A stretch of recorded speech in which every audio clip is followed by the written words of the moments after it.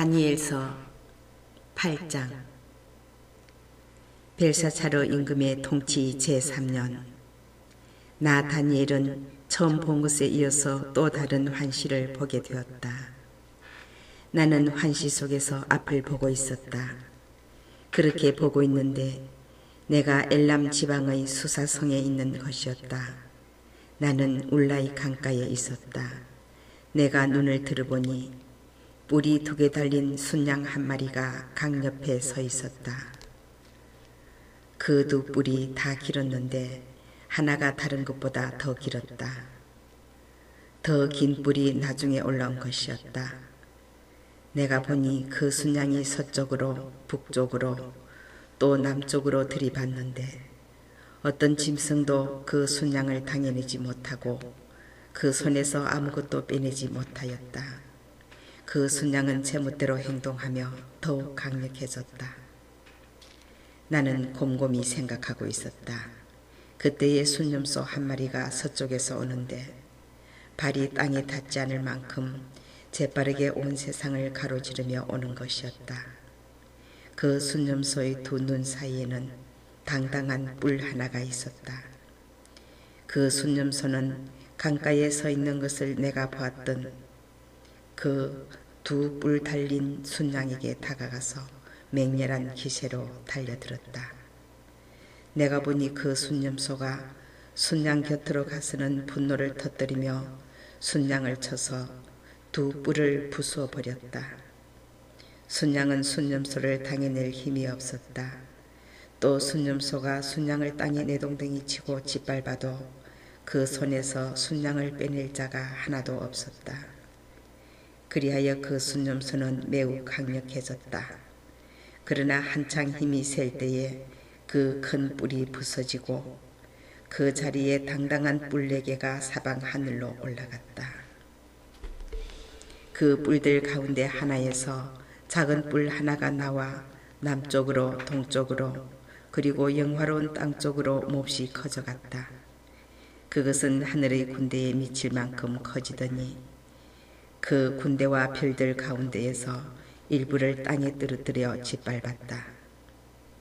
또 그 군대의 장수에게까지 오만하게 행동하더니 그분께 바치는 일일 번제를 없애고 그분 성소의 토대를 뒤엎어버렸다. 그 군대는 죄악으로 바뀌어 버린 일일 번제와 함께 그 뿔에게 넘겨졌다. 그 뿔은 진리를 땅에 내동댕이 치면서도 하는 일마다 성공을 거두었다. 그런데 내가 들으니 어떤 거룩한 이가 말을 하고 또 다른 거룩한 이가 먼저 말한 거룩한 이에게 묻는 것이었다. 일일 번제, 파멸을 가져오는 저 죄악, 성소가 넘겨지고 군대가 짓밟히는 일, 환시에 나타난 이 일들이 언제까지나 지속되겠습니까? 먼저 말한 거룩한 이가 그에게 대답하였다. 저녁과 아침이 2300번 바뀔 때까지입니다. 그제야 성소가 복구될 것입니다. 나 다니엘이 이러한 환시를 보고서 그 뜻을 깨달아 보려고 하는데 장정처럼 보이는 이가 내 앞에 서 있었다. 그때 나는 울라이 강 위에서 사람의 목소리를 들었는데 이렇게 부르며 말하는 것이었다. 가브리엘아, 저 사람이 환시를 깨닫게 해주어라. 그러자 가브리엘이 내가 서 있는 곳으로 다가왔다. 그가 다가오는 것을 본 나는 깜짝 놀라 엎드렸다. 그가 나에게 말하였다. 사람의 아들아, 깨달아라. 환시는 종말의 때에 관한 것이다. 그가 나에게 말할 때에 나는 얼굴을 땅에 대고 혼수 상태에 빠졌다. 그는 나를 잡아 일으켜 세우고서 말하였다.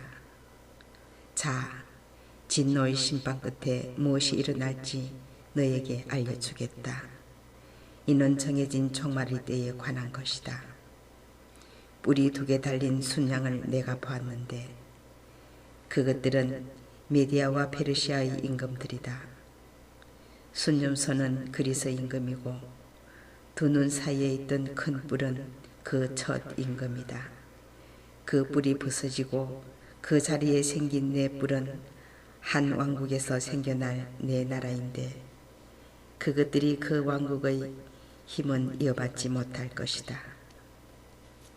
그들의 통치 끝에 죄악이 가득 차면 얼굴이 뻔뻔하고 술수에 능란한 임금이 일어나리라. 그는 힘이 점점 세어질 터인데 제 힘으로 그리 되는 것은 아니다. 그는 끔찍스러운 파괴를 자행하면서도 하는 일마다 성공을 거두리라. 또 힘센 이들과 거룩한 백성을 파멸시키리라. 그는 재간이 좋아 제 손으로 속임수도 성공을 거두게 하니 마음속으로 오만해져 불시에 많은 사람들을 파멸시키리라. 그러나 제후들의 제후에게까지 맞서다가 사람의 손이 닿지 않아도 부서지리라. 내가 설명한 저녁과 아침의 환상은 진실이다.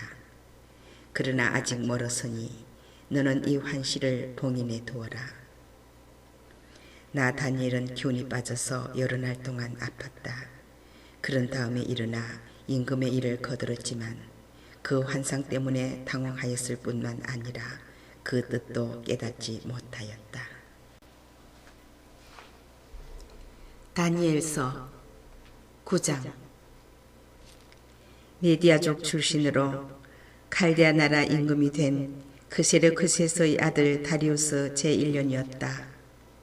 그의 통치 제1년에 나 다니엘은 성경을 펴놓고 예레미야 예언자에게 내린 주님의 말씀대로 예루살렘이 폐허가 된 채 채워야 하는 횟수를 곰곰이 생각하고 있었다. 그것은 이런 해였다. 그리하여 나는 단식하고 자루옷을 두르고 제를 쓴 채 기도와 간청으로 탄원하려고 주 하느님께 얼굴을 돌렸다. 나는 주 나의 하느님께 기도하고 죄를 고백하며 아뢰었다. 아 주님, 위대하시고 경외로우신 하느님, 당신을 사랑하고 당신의 계명을 지키는 이들에게 계약과 자애를 지키시는 분. 저희는 죄를 짓고 불의를 저질렀으며 악을 행하고 당신께 거역하였습니다. 당신의 계명과 법규에서 벗어났습니다.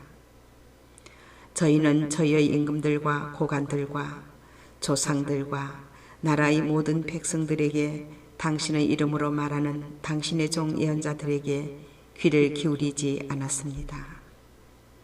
주님, 당신께서는 의로우십니다. 그러나 저희는 오늘 이처럼 얼굴에 부끄러움만 가득합니다. 유다 사람, 예루살렘 주민들, 그리고 가까이 살든 멀리 살든 당신께 저지른 배신 때문에 당신께서 내쫓으신 그 모든 나라에 사는 이스라엘인들도 다 마찬가지입니다.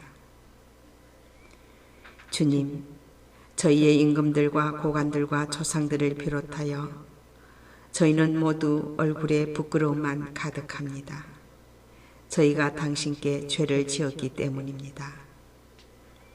주 저희 하느님께서는 자비하시고 용서를 베푸시는 분이십니다. 그러나 저희는 주님께 거역하였습니다. 주 저희 하느님의 말씀을 듣지 않고 당신의 종 예언자들을 통하여 저희 앞에 내놓으신 법에 따라 걷지 않았습니다.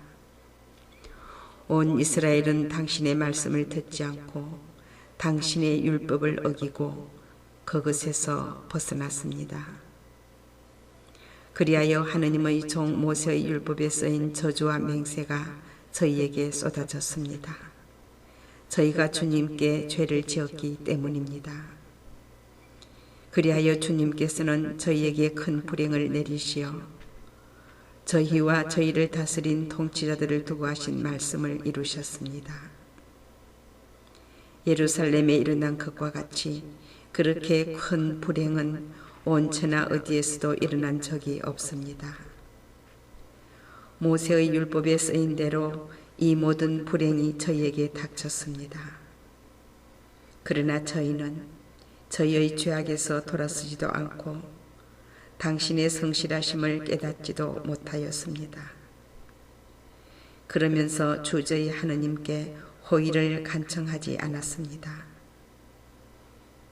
주님께서는 그 불행을 간수하셨다가 저희에게 내리셨습니다.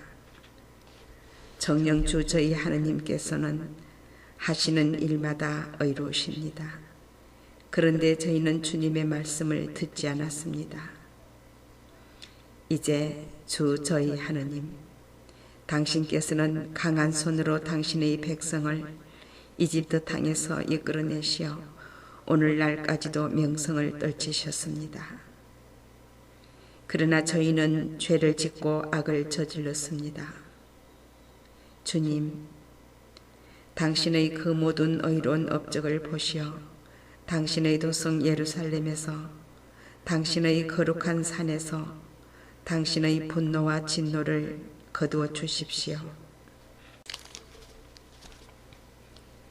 저희의 죄와 저희 조상들의 죄악 때문에 예루살렘과 당신의 백성이 주위에 있는 모든 민족들에게 수치가 되고 말았습니다. 그러니 이제 저희의 하느님, 당신 종의 기도와 간청을 들어주십시오. 주님, 당신 자신을 생각하시어 황폐한 당신의 성소에 당신 얼굴의 빛을 비추십시오. 저의 하느님, 귀를 기울여 들어주십시오. 눈을 뜨시어 저희의 배후와 당신의 이름으로 불리는 도성을 보십시오. 저희가 당신 앞에 간청을 올리는 것은 저희의 어떤 의로운 업적이 아니라 당신의 크신 자비 때문입니다.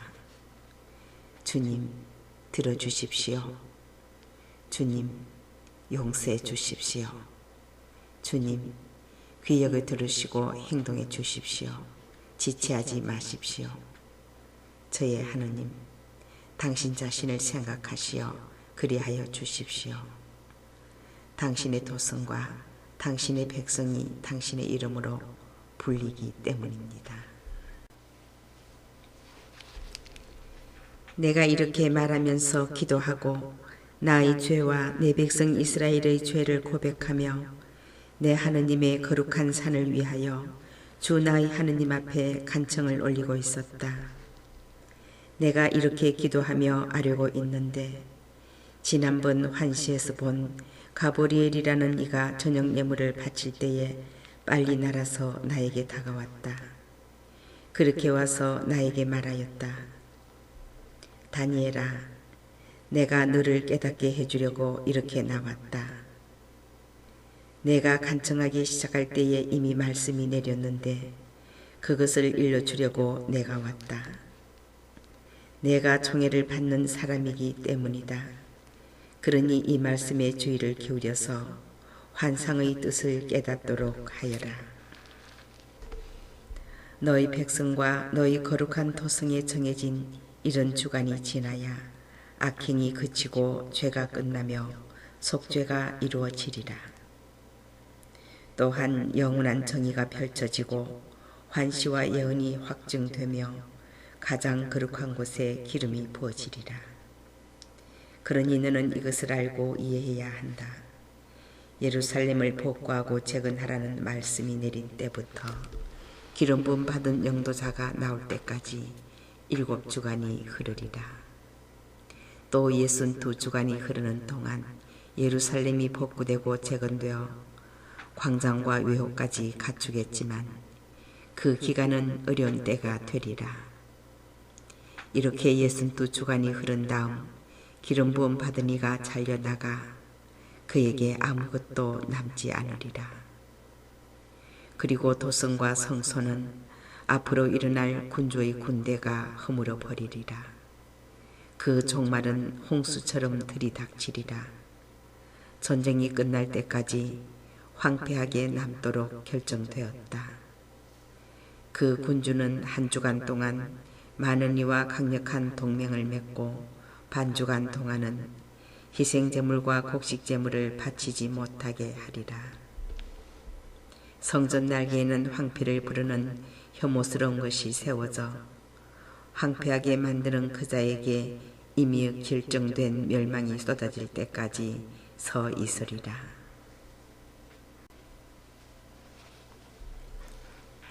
다니엘서 10장.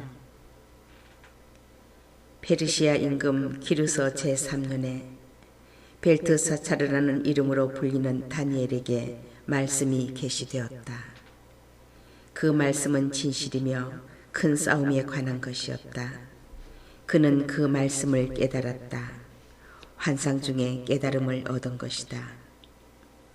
그때에 나 다니엘은 3주 동안 고행을 하고 있었다. 나는 3주간을 다 채울 때까지 맛있는 음식을 먹지 않고 고기와 술을 입에 대지 않았으며 향유를 바르지도 않았다. 첫째 달 29날에 나는 큰 강 곧 티그리스 강가에 있었다. 그때에 내가 눈을 들어보니 아마포 옷을 입고 허리에는 우파즈 금으로 만든 띠를 두른 사람 하나가 서 있었다. 그의 몸은 녹주석 같고 얼굴은 번개의 모습 같았으며 눈은 횃불 같고 팔과 다리는 광을 낸 청동 같았으며 그가 말하는 소리는 군중의 아우성 같았다. 나 다니엘만 그 환상을 보았다. 나와 함께 있던 다른 사람들은 그 환상을 보지는 못하고 다만 커다란 공포가 그들을 덮치는 바람에 달아나서 몸을 숨겼다. 나 혼자 남아서 그 큰 환상을 보았다. 나는 힘이 빠지고 얼굴은 사색이 되었다. 힘이 하나도 없었다. 그때 나는 그 사람이 말하는 소리를 들었다. 그가 말하는 소리를 듣고 나는 혼수 상태에 빠지면서 얼굴을 땅에 대고 쓰러졌다. 그러자 어떤 손이 나를 흔들어 무릎과 손으로 일어나게 하였다. 그러고 나서 그가 나에게 말하였다. 총애를 받는 사람 다니엘아, 내가 너에게 하는 말에 주의를 기울여라. 일어서라. 나는 파견되어 너에게 온 것이다. 그가 나에게 이 말을 할 때에 나는 떨면서 일어섰다. 그가 다시 나에게 말하였다. 다니엘아, 두려워하지 마라. 내가 깨달음을 얻고 너의 하느님 앞에서 극기하기로 결심한 첫날부터 하느님께서는 너의 말을 들으셨다. 너의 그 말 때문에 내가 이렇게 온 것이다. 그런데 페르시아 나라의 제후 천사가 20하루 동안 내 앞을 가로막았다. 그래서 일품 제후 천사들 가운데 하나인 미카엘이 나를 도우러 오자 나는 그를 그곳 페르시아 임금들 곁에 남겨두었다. 그리고 나는 뒷날 내 백성에게 일어날 일을 내가 깨닫게 해주려고 왔다. 이 환시는 그때와 관련된 것이다. 그가 이러한 말을 나에게 할 때 나는 아무 말도 하지 못한 채 얼굴을 땅에 대고 있었다. 그때의 사람 형상을 한 이가 내 입술에 손을 대었다. 그래서 나는 입을 열고 내 앞에 서 있는 이에게 말하였다. 나리, 환상 때문에 고통이 들이닥쳐 저는 힘이 하나도 없습니다. 나리의 이 종이 어떻게 나리와 이야기할 수 있겠습니까? 이제 저는 힘이 하나도 남아있지 않고 숨조차 쉴 수가 없습니다. 사람 모습을 한 이가 다시 나에게 손을 대며 힘을 북돋아 주었다. 그가 이렇게 말하였다. 총애받는 사람아, 두려워하지 마라. 너에게 평화가 있기를. 힘을 내어라, 힘을 내어라. 그가 이러한 말을 할 때에 나에게 힘이 솟았다. 그래서 내가 말하였다. 나리께서 저에게 힘을 주셨으니 이제 말씀하시기 바랍니다. 그러자 그가 말하였다. 너는 내가 왜 너에게 왔는지 아느냐? 나는 이제 돌아가서 페르시아의 제후 천사와 싸워야 한다. 내가 그 일을 마치면 그리스의 제후 천사가 올 것이다. 이제 나는 진리의 책에 적힌 것을 너에게 일러주려고 한다. 너희의 제후 천사 미카엘 말고는 나를 도와 그들을 대적할 리가 없다.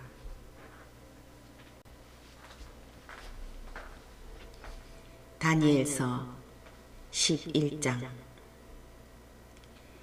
나는 이미 메디아 사람 다리우스 제1년에 미카엘에게 힘을 북돋아 주고 그를 뒷받침해 주려고 나선 적이 있다. 이제 나는 너에게 진실을 일러주겠다. 페르시아에는 앞으로 새 임금이 더 일어날 것이다. 그리고 넷째가 나와 앞의 어느 임금보다도 큰 재물을 모을 터인데 그렇게 재물을 모아 강력해지면 그는 그리스 왕국을 치려고 온 나라를 일으켜 세울 것이다. 그러나 용맹한 임금이 일어나 막강한 통치력을 행사하며 제멋대로 행동할 것이다. 그렇지만 그가 일어서자마자 그의 나라는 부서져 천하 사방으로 나뉘는데 그의 자손들에게는 아무것도 돌아가지 않고 통치력도 그의 때와 같지 않을 것이다. 그의 나라가 뿌리째 뽑혀 그들이 아닌 다른 이들에게 넘어갈 것이기 때문이다. 남쪽 임금이 강력해지겠지만 그들 장수들 가운데 하나가 그보다 더 강력해져서 그의 영토보다 더 큰 영토를 통치할 것이다. 몇 해 뒤에 그들은 동맹을 맺고 협약을 비준하는 뜻으로 남쪽 임금의 딸이 북쪽 임금에게 시집갈 것이다. 그러나 그 여자는 세력을 유지하지 못하고 그 아들도 자리를 지키지 못할 것이다. 그리하여 그 여자와 또 그 여자를 그리로 데려간 자들, 그 여자의 자식과 지지자가 적의 손에 넘겨질 것이다. 그때에 그 여자와 같은 뿌리에서 난 가지가 그 뒤를 이어 일어나 북쪽 임금의 군대를 공격하고 성체로 들어가 그들을 쳐 이길 것이다. 또한 그들의 신들과 주조 신상들, 은과 금으로 된 값진 기물들을 전리품으로 이집트에 가져가고 나서 몇 해 동안 북쪽 임금을 내버려 둘 것이다. 그 뒤에 북쪽 임금이 남쪽 임금의 나라로 쳐들어가기는 하겠지만 곧 자기 땅으로 되돌아갈 것이다. 그러나 북쪽 임금의 아들들이 전쟁을 벌이면서 수많은 군대를 모은 다음 그들 가운데 하나가 마침내 쳐들어가는데 물밀듯이 휩쓸고 지나가면서 남쪽 임금의 성체에 이르기까지 다시 싸움을 벌일 것이다. 남쪽 임금도 분노를 터뜨리며 나가서 북쪽 임금과 싸울 것이다. 그러면 북쪽 임금이 수많은 군사를 일으키겠지만 그 군사들은 남쪽 임금의 손에 넘어갈 것이다. 그 군사들이 제거되면 남쪽 임금은 마음이 우쭐해져 수만 명을 쓰러뜨리겠지만 우위를 차지하지는 못할 것이다. 북쪽 임금은 처음보다 더 많은 군사를 다시 일으켜 몇 해 뒤에 많은 물자와 함께 큰 군대를 거느리고 쳐들어갈 것이다. 그때에 많은 사람이 남쪽 임금을 거슬러 일어날 것이다. 내 백성 가운데에서도 남북한 자들이 환시를 실현시키겠다고 봉기하겠지만 실패할 것이다. 북쪽 임금이 내려가서 공격 축대를 쌓고 요새 성읍을 함락하는데 남쪽의 병력은 정예 부대까지도 그들을 당해내지 못할 것이다. 당해낼 힘이 없기 때문이다. 남쪽 임금을 공격하는 자들이 제멋대로 행동하는데도 그들을 아무도 당해내지 못할 것이다. 그렇게 하여 북쪽 임금이 영화로운 땅에 자리 잡으면 모든 것이 그의 손안에 들어가고 말 것이다. 그는 남쪽 임금의 온 나라를 자기의 세력 아래로 끌어들이겠다고 결심하고서는 그와 화친을 맺을 것이다. 그러고 나서 그 나라를 멸망시키려고 남쪽 임금에게 여자를 하나 주지만 그 계획은 이루어지지 않고 그에게 도움도 되지 않을 것이다. 그는 섬과 해안 지방으로 얼굴을 돌려 많은 곳을 점령할 것이다. 그러나 장군 하나가 그러한 그의 행패를 끝장내는데 그는 자기가 당한 행패를 그 장군에게 되갚지도 못할 것이다. 그 뒤에 그는 자기 땅의 성체들 쪽으로 얼굴을 돌리지만 비틀거리다 넘어져 사라져 버릴 것이다. 그의 뒤를 이어 다른 임금이 일어나 나라의 영광스러운 곳으로 조공 징수관을 보내기도 하지만 다툼이나 전쟁이 일어나지 않았는데도 그 임금은 얼마 되지 않아 살해될 것이다. 그의 뒤를 이어 멸시받아 마땅한 자가 일어나는데 임금으로 인정받지 못하면서도 불시에 나서서 모략으로 왕권을 잡을 것이다. 그 임금 앞에서 적군들이 완전히 쓸려나가고 부서지는데 계약의 영도자까지 그렇게 될 것이다. 다른 나라와 동맹을 맺고 나서부터는 속임수를 쓰는데 얼마 되지 않는 백성을 거느리면서도 위치가 올라가고 더욱 강해질 것이다. 그는 불시에 그 지방의 비옥한 곳으로 쳐들어가 자기 부하들에게 전리품과 노량물과 그 밖에 물자를 뿌리며 자기 조상들 가운데 아무도 하지 않은 짓을 할 것이다. 그리고 요새들을 칠 계략을 꾸미지만 한때에 지나지 않을 것이다. 그는 힘과 용기를 내어 큰 군대를 거느리고 남쪽 임금을 치려고 할 터인데 남쪽 임금은 그보다 훨씬 더 크고 강한 군대를 거느리고 전쟁을 벌이면서도 당해내지 못할 것이다. 사람들이 남쪽 임금을 칠 계략을 꾸밀 것이기 때문이다. 그와 함께 음식을 먹는 자들이 그를 파멸시키고 그의 군대는 휩쓸려가며 많은 사람이 살해되어 쓰러질 것이다. 그도 임금이 마음속으로는 악을 품고서도 한 식탁에 마주 앉아 거짓말을 주고받겠지만 아무도 성공을 거두지 못할 것이다. 정해진 때가 아직 되지 않았기 때문이다. 북쪽 임금은 많은 재물을 가지고 자기 나라로 돌아가다가 거룩한 계약을 해칠 마음을 품고 그 계획을 이룬 다음에야 자기 나라로 돌아갈 것이다. 정해진 때가 되면 그가 다시 남쪽으로 쳐들어가겠지만 그때는 먼저 번과 같지 않을 것이다. 기팀의 배들이 그를 치러 오는 바람에 그는 겁을 내고 말 것이다. 그러나 돌아가는 길에 거룩한 계약의 분풀이를 할 것이다. 그는 다시 돌아가서 거룩한 계약을 저버린 자들에게 관심을 기울일 것이다. 그리고 그가 보낸 병력이 자리를 잡고서는 성소와 성체를 더럽히고 일일 번제를 폐지하며 황피를 부르는 혐오스러운 것을 세울 것이다. 그는 계약을 깨뜨리는 자들을 달콤한 말로 배교하게 만들겠지만 저희 하느님께 충성스러운 백성은 굳건히 서서 행동할 것이다. 또 백성 가운데에서 현명한 이들은 많은 사람을 깨우쳐 줄 것이다.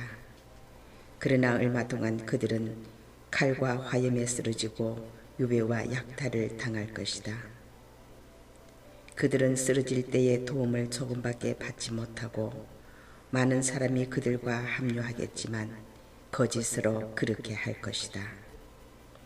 현명한 이들 가운데 일부가 이렇게 쓰러지면서 마지막 때가 되기까지 다른 이들이 단련되고 정화되고 순화되게 할 것이다.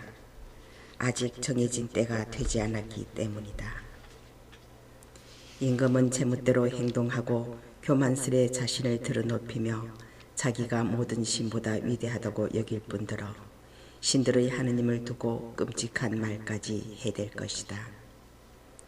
이렇게 그는 진노의 때가 닿기까지 성공을 거두리니 결정된 것이 다 이루어져야 하기 때문이다. 그는 자기 조상들의 신들을 비롯하여 여자들이 아끼는 신이며 그 밖의 모든 신을 무시할 것이다. 자기가 그 모든 신보다 위대하다고 여기기 때문이다.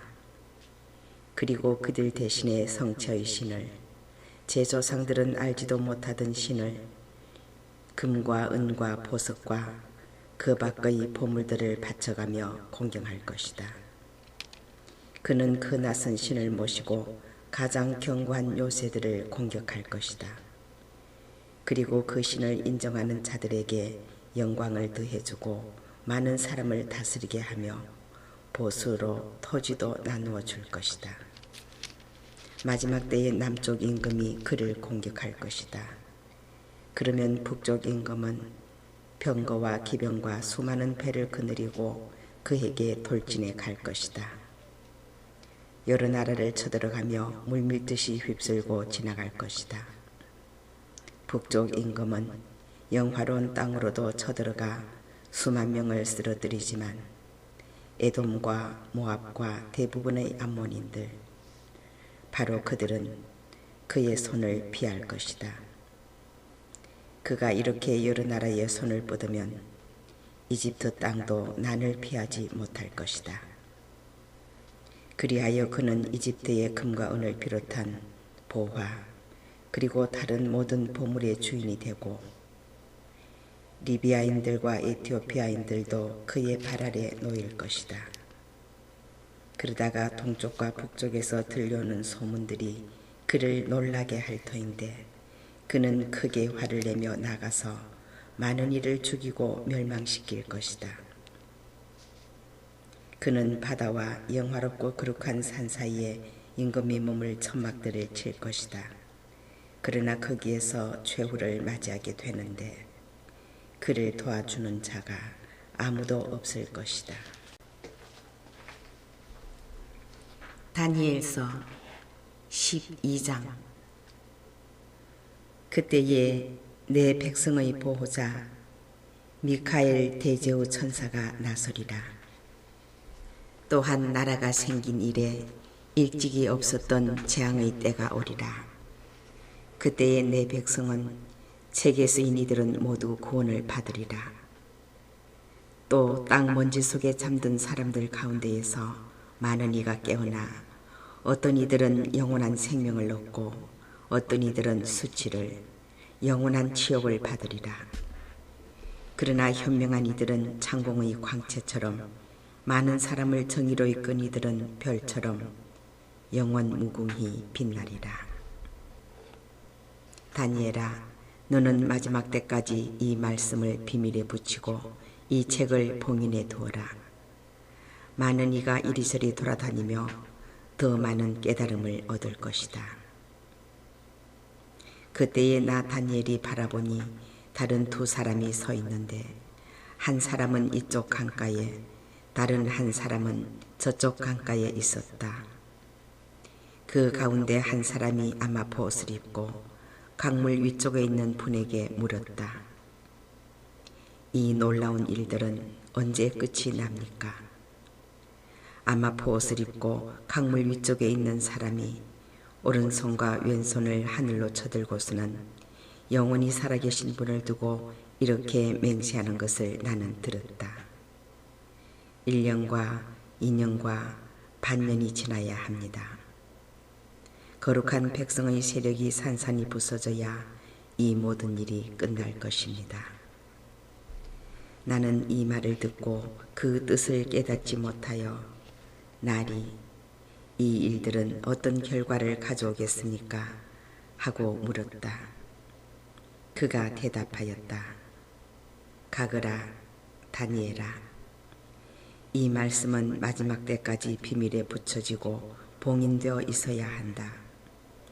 그동안에 많은 이가 정화되고 순화되고 단련되지만 악인들은 줄곧 악을 저지를 것이다. 그리고 악인들은 아무도 깨닫지 못하지만 현명한 이들은 깨달을 것이다.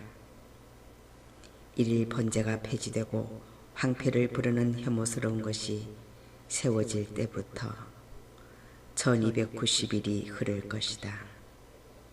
행복하여라. 1335일이 될 때까지 견뎌내는 이들. 그러니 너는 끝까지 가거라. 너는 잠들어 쉬겠지만 끝날에 일어나 내 몫을 받을 것이다. 다니엘서 13장. 바빌론에 요야김이라고 하는 사람이 살고 있었다. 그는 수산나라고 하는 힐키야의 딸을 아내로 맞아들였는데 수산나는 매우 아름답기도 하거니와 주님을 경외하는 여인이었다. 수산나의 부모는 의로운 이들로서 그 딸을 모세의 율법에 따라 교육시켰다. 한편 요야킴은 아주 부유한 사람으로서 넓은 정원이 그의 집에 맞붙어 있었다. 그는 누구보다도 큰 존경을 받았기 때문에 유다인들이 늘 그를 찾아오곤 하였다. 그런데 그 해에 어떤 두 원로가 백성 가운데에서 재판관으로 임명되었다. 바로 그들을 두고 주님께서 이렇게 말씀하신 적이 있다. 바빌론에서 백성의 지도자로 여겨지는 재판관인 원로들에게서 죄악이 나왔다. 그들이 줄곧 요야킴의 집에 있었으므로 소송거리가 있는 이들은 모두 그리로 그들을 찾아갔다. 한낮에 사람들이 떠나고 나면 수산나는 남편의 정원에 들어가 거닐곤 하였다. 그렇게 그곳에 들어가 거니는 수산나를 매일 눈여겨본 그 두 원로는 수산나에게 음욕을 품게 되었다. 그들은 양심을 억누르고 하늘을 보지 않으려고 눈을 돌린 채 의로운 판결조차 생각하지 않았다. 둘 다 수산나 때문에 마음이 괴로웠지만 서로 고민을 말하지 않았다.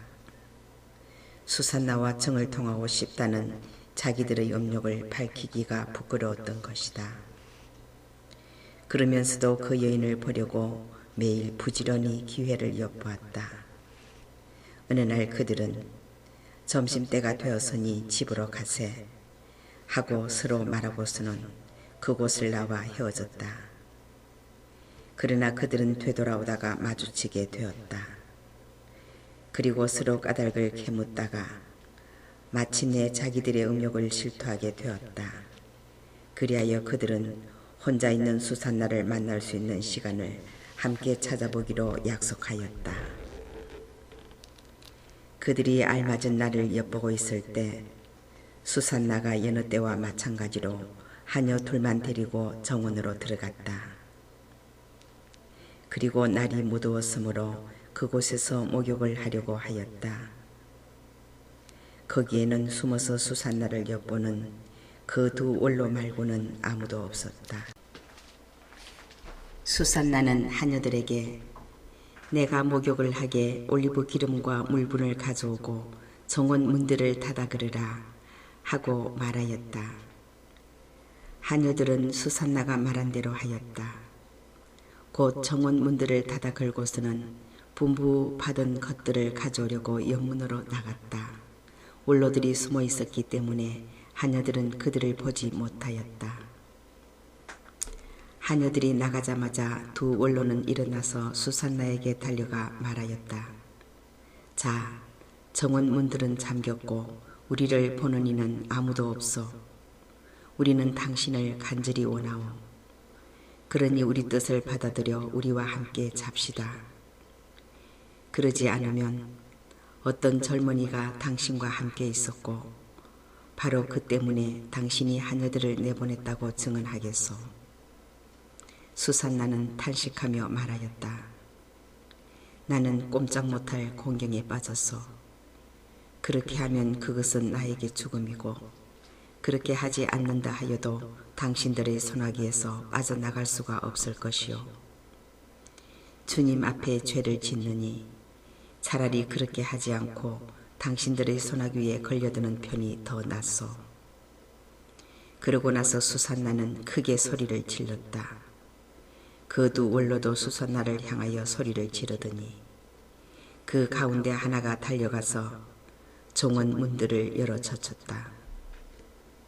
집에 있던 사람들이 정원에서 나는 고함 소리를 듣고 옆문으로 뛰어들어가 수산나에게 일어난 일을 보았다. 원로들이 저희 쪽의 이야기를 하자 하인들은 매우 수치스럽게 생각하였다. 수산나를 두고 누가 그와 같은 말을 한 적이 한 번도 없었기 때문이다. 다음 날 수산나의 남편 요야킴의 집으로 백성이 모여들 때 그 두 원로는 수산나를 죽이겠다는 악한 생각을 가득 품고서 그리로 갔다. 그들이 백성 앞에서 말하였다. 사람을 보내어 요야킴의 아내 힐기야의 딸 수산나를 데려오게 하시오. 그러자 백성이 사람을 보냈다. 수산나는 부모와 자녀들과 모든 친척과 함께 나왔다. 수산나는 매우 우아하고 모습이 아름다웠다. 그는 베일을 쓰고 있었는데 그 악인들은 수산나의 아름다움을 보고 즐기려는 속셈으로 베일을 벗기라고 명령하였다. 그러자 수산나 곁에 있던 이들과 그를 보는 이들이 모두 울었다. 그 두 원로는 일어나 백성 한가운데에서 수산나의 머리에 자기들의 손을 얹었다. 수산나는 눈물이 가득한 채 하늘을 우러러 보았다. 마음으로 주님을 신뢰하고 있었기 때문이다. 그 두 원로는 이렇게 말하였다. 우리가 단 둘이서 정원을 거닐고 있을 때 이 여자가 여종 둘을 데리고 정원으로 들어가더니 정원 문들을 닫아 걸고서는 여종들을 내보냈소. 그때에 숨어있던 젊은이 하나가 이 여자에게 가더니 함께 누웠소. 정원 구석에 있던 우리는 그 죄악이 벌어지는 것을 보고서 그들에게 달려갔소. 그리고 둘이서 정을 통하는 것을 보기는 하였지만 그자가 우리보다 힘이 세어 붙잡을 수는 없었소. 그래서 그자는 문을 열고 달아나 버렸소. 그 대신 이 여자를 붙들고 그 젊은이가 누구냐고 물었지만 이 여자는 그것을 우리에게 알려주려고 하지 않았소. 이것이 우리의 증언이요. 그들이 백성의 원로이며 재판관이었기 때문에 회중은 그들을 믿고 수산나에게 사형을 선고하였다. 그때에 수산나가 크게 소리지르며 말하였다. 아, 영원하신 하느님, 당신께서는 감춰진 것을 아시고 무슨 일이든 일어나기 전에 미리 다 아십니다. 또한 당신께서는 이 자들이 저에 관하여 거짓된 증언을 하였음도 알고 계십니다. 이 자들이 저를 해치려고 악의로 꾸며낸 것들을 하나도 하지 않았는데 저는 이제 죽게 되었습니다. 주님께서 수산나의 목소리를 들으셨다. 그리하여 사람들이 수산나를 처형하려고 끌고 갈 때 하느님께서는 다니엘이라고 하는 아주 젊은 사람 안에 있는 거룩한 영을 깨우셨다. 그러자 다니엘이 나는 이 여인의 죽음에 책임이 없습니다 하고 큰 소리로 외쳤다. 온 백성이 그에게 돌아서서 그대가 한 말은 무슨 소리요? 하고 물었다. 다니엘은 그들 한가운데에 서서 말하였다. 이스라엘 자손 여러분, 여러분은 어찌 그토록 어리석습니까? 신문을 해보지도 않고 사실을 알아보지도 않고 어찌 이스라엘의 딸에게 유죄 판결을 내릴 수가 있습니까? 법정으로 돌아가십시오. 이 자들은 수산나에 관하여 거짓 증언을 하였습니다. 온 백성은 서둘러 돌아갔다. 그러자 다른 원로들이 그에게 말하였다.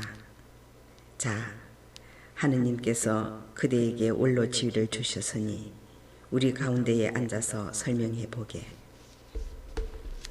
다니엘이 저들을 서로 멀리 떼어 놓으십시오. 제가 신문을 하겠습니다. 하고 말하였다.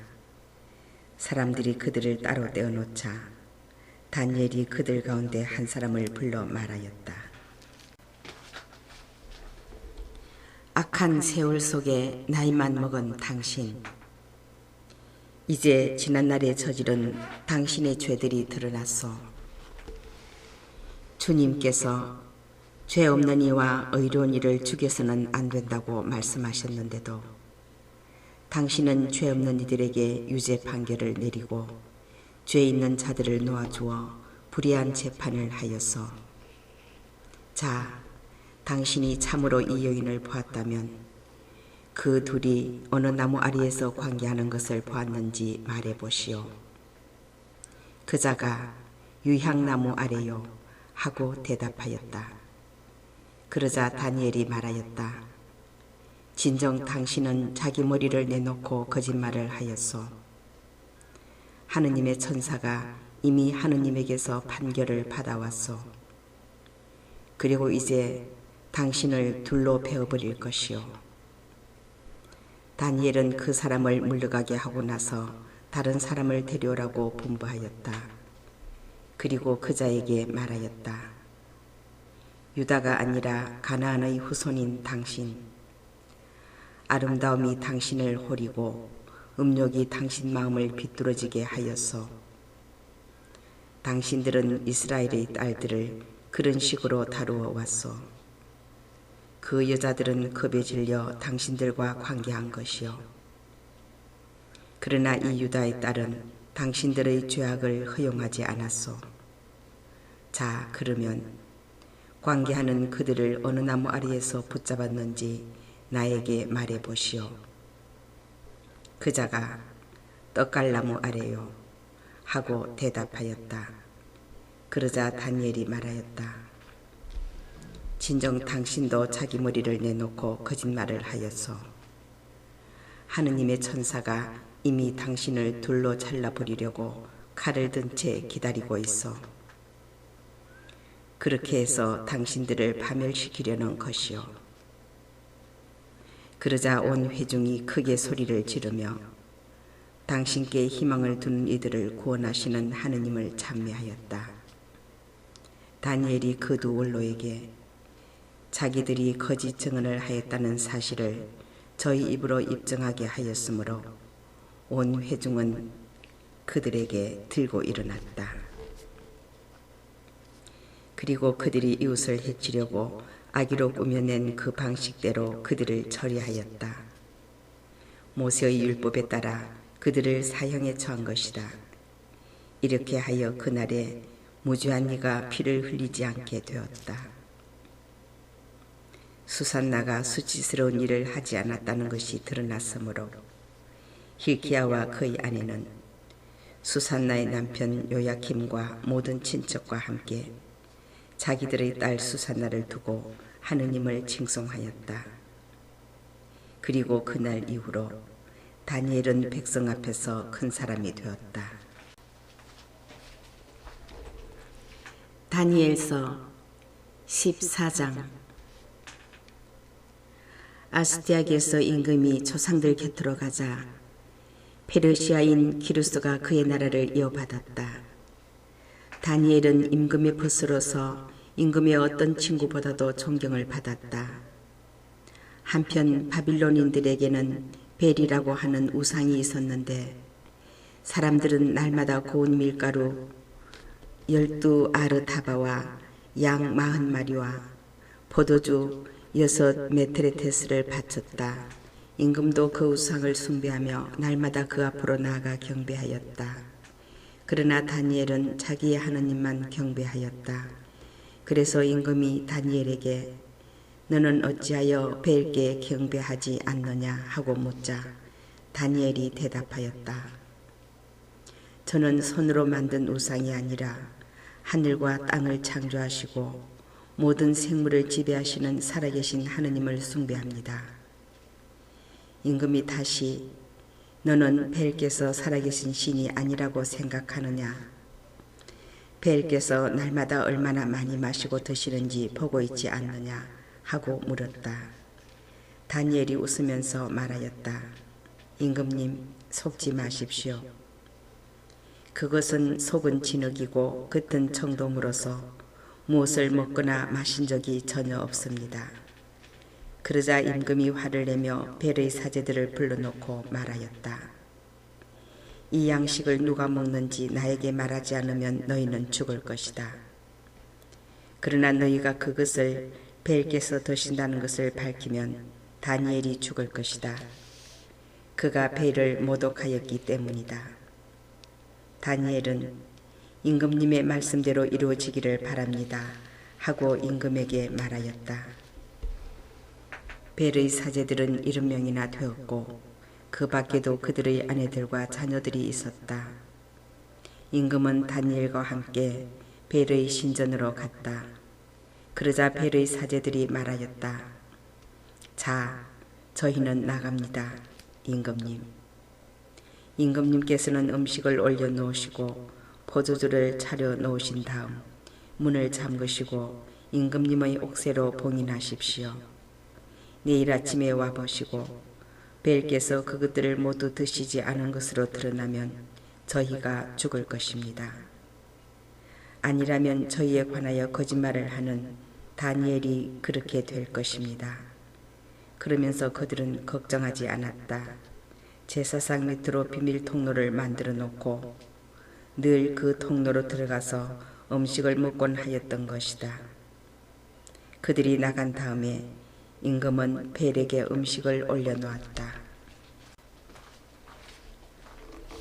그러자 다니엘은 자기 종들에게 분부하여 재를 가져오게 하고 임금이 혼자 있는 앞에서 온 신전에 그 재를 뿌려 놓았다. 그런 다음 그들은 밖으로 나가 문을 닫고 임금의 옥새로 봉인하고 나서 떠나갔다. 그날 밤에도 사제들은 늘 하던 대로 아내들과 자녀들을 데리고 안으로 들어가 모든 것을 먹고 마셨다. 다음 날 아침에 임금은 일찍 일어났다. 다니엘도 그와 함께 있었다. 임금이 다니엘아, 봉인이 그대로 있느냐 하고 묻자 다니엘이 임금님 그대로 있습니다 하고 대답하였다. 문들이 열리자마자 임금은 제사장 위를 살펴보고서는 큰 소리로 외쳤다. 벨이시여, 당신께서는 위대하십니다. 그리고 당신께는 거짓이 하나도 없습니다. 다니엘은 웃으면서 임금이 안으로 들지 못하게 하고서는 바닥을 보십시오. 그리고 저것들이 누구 발자국인지 알아맞혀 보십시오 하고 말하였다. 임금은 남자들과 여자들과 아이들의 발자국이 보이는구나 하고 말하더니 분노를 터뜨리며 사제들과 그들의 아내들과 자녀들을 체포하게 하였다. 사제들은 자기들이 들어와서 제사상의 재물을 먹곤 하던 비밀문들을 임금에게 보여주었다. 임금은 그들을 사형에 처하고 벨은 다니엘에게 넘겨주었다. 다니엘은 벨과 그 신전을 부수어 버렸다. 그곳에 큰 뱀이 하나 있었는데 바빌론인들은 그것을 숭배하였다. 임금이 다니엘에게 너는 이분께서 살아계신 신이 아니라고는 말하지 못할 것이다. 그러니 이분께 경배하여라 하고 말하자 다니엘이 대답하였다. 저는 주 저희 하느님께만 경배합니다. 그분께서 살아계신 하느님이시기 때문입니다. 임금님, 저에게 허락을 내려주십시오. 제가 칼이나 몽둥이를 쓰지 않고서 저 뱀을 죽이겠습니다. 임금은 너에게 허락을 내린다 하고 말하였다. 다니엘은 역청과 굿기름과 머리털을 가져다가 한데 끓여 여러 덩어리로 만들고 나서 그것들을 뱀의 입 쪽으로 던졌다. 뱀은 그것들을 먹더니 터져 죽었다. 그러자 다니엘이 말하였다. 보십시오. 여러분이 숭배하던 것을. 바빌론인들은 그 소식을 듣고 몹시 화가 나서 임금을 모반하여 말하였다. 임금은 유다인이 되어버렸다. 그래서 벨을 부수고 뱀을 죽이고 사제들을 살해한 것이다. 그들은 임금에게 가서 다니엘을 우리에게 넘겨주시오. 그러지 않으면 당신과 당신 가족을 죽여버리겠소 하고 말하였다. 임금은 그들이 자기를 세차게 다그치는 것을 보고 다니엘을 그들에게 넘겨주지 않을 수가 없었다. 사람들은 다니엘을 사자굴에 던져버렸다. 다니엘은 그곳에서 엿새 동안 지냈다. 그 굴에는 사자가 7마리 있었는데 날마다 사람 몸뚱이 2개와 양 2마리를 먹이로 주었다. 그러나 그때에는 사자들이 다니엘을 잡아먹게 하려고 아무것도 주지 않았다. 한편 유다에는 하박국 예언자가 있었다. 그는 국을 끓이고 빵을 부수어 사발에 담아서 들에 있는 추수건들에게 가져가는 길이었다. 그때에 주님의 천사가 하박국에게 말하였다. 내가 가지고 있는 그 음식을 바빌론으로 가지고 가서 사자굴에 있는 다니엘에게 주어라. 하박국은 주님, 저는 바빌론을 본 적도 없고 그 굴은 알지도 못합니다 하고 대답하였다. 그러자 주님의 천사가 하박국의 정수리를 붙들더니 머리채를 잡고 자기 영의 위력으로 바빌론에 있는 그 굴 위에 데려다 놓는 것이었다. 하박국은 다니엘, 다니엘, 하느님께서 그대에게 보내신 음식을 받으시오 하고 소리를 질렀다. 다니엘은 하느님, 당신께서 저를 기억해 주셨습니다.